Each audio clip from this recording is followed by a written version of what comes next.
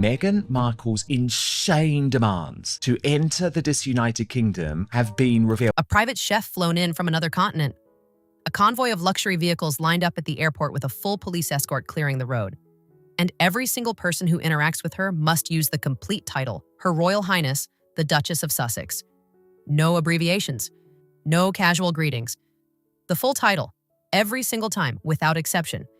That is what multiple reports now circulating across British media are claiming Meghan Markle is reportedly demanding before she will even consider setting foot back in the United Kingdom for the Invictus Games. The irony here is almost too sharp to ignore. This is the exact same woman who publicly walked away from royal life, repeatedly describing the environment as suffocating, overwhelming, and impossible to survive inside. And yet critics are now pointing out that the reported requirements sound considerably more demanding than what many senior working royals have historically asked for. According to palace insiders speaking to commentators, the reaction behind closed doors has been anything but warm. The Invictus Games are scheduled for Birmingham in 2027, but the groundwork begins much earlier, with a major one-year-to-go celebration planned for July 2026. Prince Harry is widely expected to attend that event. That part is straightforward. But this is where things reportedly get complicated fast. And by the way, can I just be very clear? We don't want you, love. So making all of these demands, which we are going to have to pay for, is not going to go down well. Seriously. I mean, the types of things she's asking for are nuts. These are totally jaw-dropping conditions for her first trip back in 4 years. Meghan is said to want to be present as well. And according to sources, she has an extensive list of conditions attached to that decision. According to a royal insider account that spread rapidly across British television and talk shows, Meghan's team allegedly circulated a detailed checklist for the Birmingham visit. Critics say the list reads less like routine travel logistics and more like the kind of backstage rider you'd expect from a global entertainment superstar on a world tour. Reports describe 4 entire floors of a Hyatt hotel reserved exclusively for Meghan and her team. Additional security personnel positioned outside. Staff reportedly instructed to maintain distance and avoid direct interaction at all times. Drivers on standby around the clock. A convoy of armored vehicles ready to move at any moment. Police escorts clearing routes from the airport directly to the hotel. And reports even mention bullet-resistant glass being installed at the Invictus Games venue itself. The list reportedly continues from there. A personal chef brought in from overseas. A private assistant. A dedicated hair and makeup team flying in on a separate arrangement. Entire hotel rooms set aside exclusively for PR staff managing media and public appearances. The overall setup, according to commentators across British media, sounds less like a brief charitable visit and more like a military-grade arrival protocol for a sitting head of state. Meghan's mole says Harry insists Meghan must be treated as HRH. That means family members must show her the formal respect of bows and curtsy. But one specific detail is what sent British social media completely over the edge. Reports claim there is a firm expectation that anyone who speaks with Meghan must use her complete royal title every single time. Her Royal Highness, the Duchess of Sussex. No shortened versions, no relaxed informal address, the full title on every occasion it's spoken.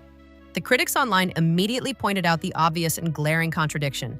Meghan has not been a working royal since January 2020. That's 6 years of distance from the institution, whose title she is now reportedly insisting be used in full at all times. To be fair and accurate about what's actually known here, this list originates from insider claims shared through royal commentary and entertainment media channels, not from a verified leaked document bearing Meghan's name or her team's official letterhead. No physical checklist has been publicly produced or authenticated. However, the same specific details have appeared independently across multiple separate reports, and major outlets including GB News and Fox News Digital have engaged with the stories, particularly around the security dimension. One point that appears consistent across all the coverage is this. Meghan reportedly has no intention of returning to Britain without an exceptionally high level of protection in place. She applied the rules of celebrity to the royal family and it did fit. That was her fundamental mistake here. Her playbook was a really smart playbook for Hollywood, a really smart playbook for American celebrity. The mistake she made was she applied it to the one institution, the one place where it wasn't going to work. As one royal expert told Fox News Digital directly, she will not step foot in Britain without full protection. Police escorts, secured venues, no risks, period. If this were the first time Meghan had been associated with large demands and significant clashes over expectations, many reasonable people might give her the benefit of the doubt. Maybe it's tabloid exaggeration. Maybe it's a woman being unfairly criticized for having high professional standards. But critics say this story has a much longer documented history. And it begins in 2018 with something that became one of the most talked about moments of the entire pre-wedding period: a tiara. Inner royal historian Robert Lacey documented in his book Battle of Brothers a tense confrontation that reportedly occurred just weeks before the royal wedding. Meghan had selected a specific emerald tiara from Queen Elizabeth's personal collection to wear during the ceremony at St. George's Chapel.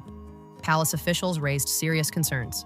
The tiara's documented history reportedly included possible Russian connections, a provenance detail that some advisors believed could generate deeply uncomfortable headlines during a globally broadcast royal wedding.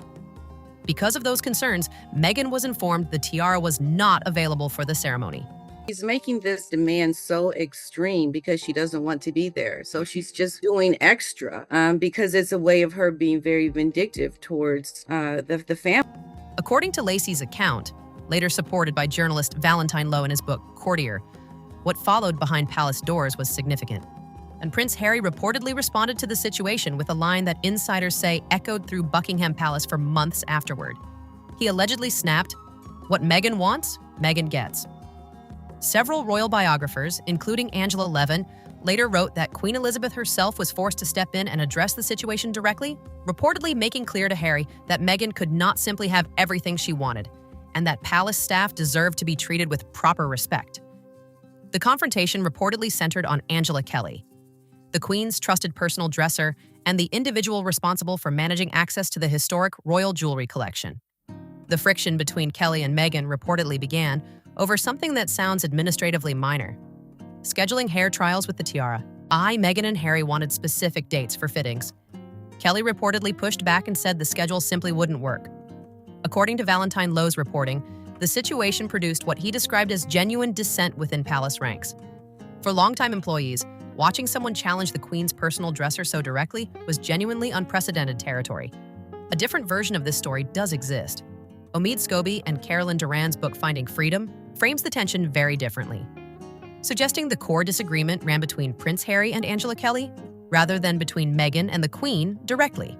Doesn't have any hobbies. She doesn't collect stamps. She doesn't enjoy television. Meghan's her hobby. When she wakes up in the morning, the only thing she thinks about is Meghan till the minute she goes to bed. And as we know, if you do something a lot, whether it be go to the gym, whether it be read, you get pretty good at it. She's really good at being Meghan Markle because that's all she... Their account minimizes the monarchy's involvement considerably. But critics frequently point to one telling detail when multiple royal authors writing entirely separate books, including Lacey, Lowe, CI, and others, independently describe remarkably similar patterns of demands, staff friction, and palace frustration. The softer counter-narrative starts looking less like an alternative perspective and more like deliberate image management. The tiara conflict wasn't the only pre-wedding moment that generated significant internal friction. There was also an incident involving St. George's Chapel itself, a building carrying over 5 centuries of royal history and institutional significance. According to royal biographer Robert Jobson, and reporting from the Daily Mail, Meghan allegedly requested that air-freshening atomizers be sprayed throughout the chapel before the ceremony. The concern, according to those reports, was that the historic building carried a musty quality she found unpleasant. And she wanted the atmosphere adjusted for the occasion. This is a chapel where Henry VII is buried, a space where royals have held funerals, weddings, and christenings for generations upon generations. When staff reportedly declined the request, describing it as inappropriate for such a historically significant site, the moment quickly became embedded in the broader, demanding bride narrative that began following Meghan through her early royal years. To be fair, some royal watchers have pushed back on this framing, pointing out that adjusting a venue's atmosphere before a major ceremony is not inherently unusual. Meghan is meeting the Queen as she thinks an equal, and that's a very American celebrity thing to do. At the Grammys and the Oscars, and when celebrities meet celebrities, they all feel like they're in this really elite, really special club. And so that is true with celebrities. What Meghan did again, the mistake she made, is that she wasn't meeting a celebrity. She was meeting the Queen, and she deserved more respect. She deserved more deference. Kate Middleton's 2011 wedding at Westminster Abbey reportedly featured orange blossom candles placed throughout the space. Chiita records from fragrance company Diptyque confirmed scented products were used in spaces connected to Harry and Meghan's own wedding celebrations. Wanting a venue to smell pleasant on your wedding day is not, on its own, a scandalous request. But critics draw a meaningful distinction. The difference, they argue, isn't the action itself, it's the tone in which the request was apparently delivered. There is a significant gap between quietly arranging pleasant candles and reportedly telling centuries-old royal staff that their historic chapel smells inadequate and requires correction before it will be acceptable. Several palace sources who discussed the incident focused on that tonal dimension as what made the moment genuinely controversial rather than the underlying request itself. Valentine Lowe's reporting, backed by multiple insider accounts, described the broader wedding preparation period as persistently tense, filled with disagreements spanning music selections, scheduling conflicts, and even the bridesmaid dresses.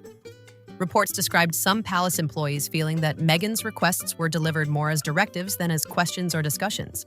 These people don't. Anybody that has ever worked with a bully, anybody that has ever known a bully, knows the only thing that makes a difference is when you confront them. They will never, ever change their behavior. She treated people really appallingly. Staff inside the royal household were unaccustomed to that communication style, particularly during events bound by strict centuries-old traditions.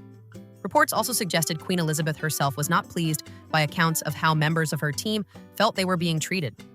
Stories began leaking into the press, including claims about 5 a.m. emails packed with lengthy task lists sent to staff, and an incident involving Princess Charlotte's bridesmaid dress that reportedly left Kate Middleton in tears. Those stories collectively shaped an early narrative that Meghan had arrived at the palace expecting the pace and responsiveness of a Hollywood production environment and instead encountered a centuries-old institution that operates at its own deliberate, tradition-bound rhythm. And according to multiple royal commentators, the pattern of demands extended well beyond wedding planning and tiara debates into questions about how royal life actually functions financially. Royal biographer Angela Levin has claimed that Meghan expressed genuine surprise upon learning that royal duties don't come with a performance-based payment structure. Members of the royal family are not compensated per public appearance. There is no booking fee, or no celebrity-style payment tied to engagements and events. That revelation apparently landed harder than anticipated. Then came the housing question, and this is where things escalated significantly. According to multiple reports discussed by royal commentators and biographers, Meghan and Harry initially wanted to live inside Windsor Castle itself rather than in a separate property. This right here shows you how much she is disturbed mentally, because no sane person would ask for such demands when you have literally done nothing. This woman is delusional in her thinking, and I think it shows exactly the kind of life of how she will make it miserable for the royal family if they give her anything. Windsor Castle is not simply a grand residence. It is one of the central seats of the British monarchy and the Queen's historic weekend home.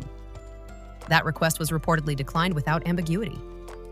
Instead, Frogmore Cottage was offered, a 10-bedroom property that then underwent extensive renovation at an estimated cost of around £3 million in public funds to meet the couple's requirements.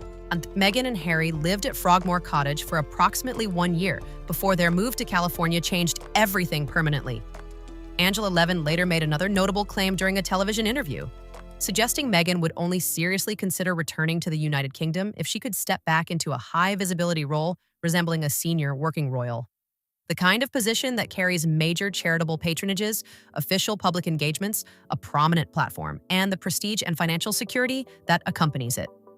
Critics read that framing as telling. Supporters describe it as reasonable ambition. Which interpretation lands depends almost entirely on where you already stand in the long-running debate surrounding Meghan Markle. Coming to the UK to have a rival royal court, I think is exactly what they're going to try to do, and be more often in the UK. For some reason, I think Meghan's going to use it to do something not good. For palace insiders who have observed this situation developing since 2018, one pattern keeps reasserting itself regardless of the specific details involved. Strip away the headlines about reserved hotel floors, overseas chefs, armored transport, and bulletproof glass installations. And one issue sits at the absolute center of everything: security. When Harry and Meghan formally stepped back from working royal duties in January 2020, They simultaneously lost their automatic entitlement to taxpayer-funded armed protection in the UK. That protection is controlled by RAVEC, the Royal and VIP Executive Committee, which reviews threat assessments and makes individual determinations about coverage on a case-by-case basis rather than as a blanket ongoing guarantee. Harry has been fighting that system through legal channels ever since. His case against the UK Home Office argues that his family continues to face genuine security risks and that the current framework provides inadequate protection during visits. Reports suggest the legal challenge could eventually produce a policy review or some form of revised arrangement, a development that has sparked considerable commentary across British media. After nearly 6 years in America, the royal fairy dust is finally wearing off. The clock has struck midnight and the lavish bandwagon she's been riding high on is finally turning back into a pumpkin. The Duchess has milked her connection for all it's worth, and now she needs to re-up on that magic. She needs to remind the world of who her in-laws are, to stay relevant, and more importantly, to stay commercial. Some voices on GB News have pointed out an uncomfortable implication. If Harry eventually secures reliable official protection for UK trips, the primary stated justification for Meghan's continued absence largely evaporates. Critics say the question then becomes very direct. Would she return? Or would the distance continue regardless? Royal analysts have suggested that beyond the concrete security question, and Meghan views the UK as an environment where public reaction is genuinely unpredictable. Even with comprehensive protection in place, the response from crowds, press, and commentators could be intense and difficult to manage. The security concern is real and legitimate, but critics argue it may simultaneously serve a secondary function, providing a justifiable reason for remaining in Montecito while Harry makes selective visits to Britain. And this is where the tension reportedly sits most sharply for people inside palace circles. Because if even a portion of the reported arrangements, locked down hotel floors, bulletproof glass, strict isolation protocols, tightly controlled access environments, are accurate, some observers argue the issue has moved beyond a straightforward safety calculation. In their view, it becomes about something deeper. Control, a carefully managed arrival, a sealed environment, a visit to Britain so comprehensively insulated and protected that the country she once lived in cannot reach her. Not physically, not emotionally, and not through the relentless intensity of its media landscape. When the full timeline gets laid out in sequence, critics say the pattern becomes genuinely difficult to dismiss. 2018, wedding preparations generate explosive headlines. Disputes over tiaras, tension with the Queen's personal dresser, complaints about a historic chapel's atmosphere, and reports of early morning emails packed with staff instructions. Prince Harry reportedly delivers the line that echoed through Buckingham Palace, "What Meghan wants, Meghan gets," seriously enough that Queen Elizabeth herself stepped in to establish that limits still applied. 2019, the housing question escalates. Reports describe hopes of living inside Windsor Castle itself, followed by an offer of Frogmore Cottage, which then received millions in public renovation funding for a stay that lasted approximately 1 year before the California movie changed everything, 2020. The formal step back arrives. Working royal status ends, automatic state security disappears. And a legal battle over protection arrangements begins that continues to this day. 2026, the latest wave of reports emerges around Invictus Games planning, with commentators claiming any Birmingham visit would require extraordinarily controlled conditions. Reserved floors, armored transport, title protocols, and sealed environments. And royal historian Robert Lacey documented the internal confrontations. Journalist Valentine Lowe recorded the staff tensions in extensive detail. Biographer Angela Levin has repeated similar accounts during television appearances for years. And now, 6 years after the couple stepped away from royal duties, the same fundamental debate is resurfacing. This time around a charity event dedicated to some of the most resilient people in the world. Because that's the sharpest contrast in this entire story. The Invictus Games exist for wounded military veterans, men and women who sustained life-changing injuries in service, who lost limbs, who lost friends, who spent years painstakingly rebuilding their lives after war. They don't arrive anywhere with massive entourages, luxury convoys, or carefully sealed environments. They arrive to compete. Yes, sir, to push far past what their bodies were told they could still do. To demonstrate with absolute clarity that the hardest moments of their lives do not get to write the final chapter. That spirit of raw, unprotected resilience is precisely what gave the Invictus Games their power from the very beginning. And it makes the reported arrival requirements surrounding this particular visit a contrast that is genuinely difficult to look past.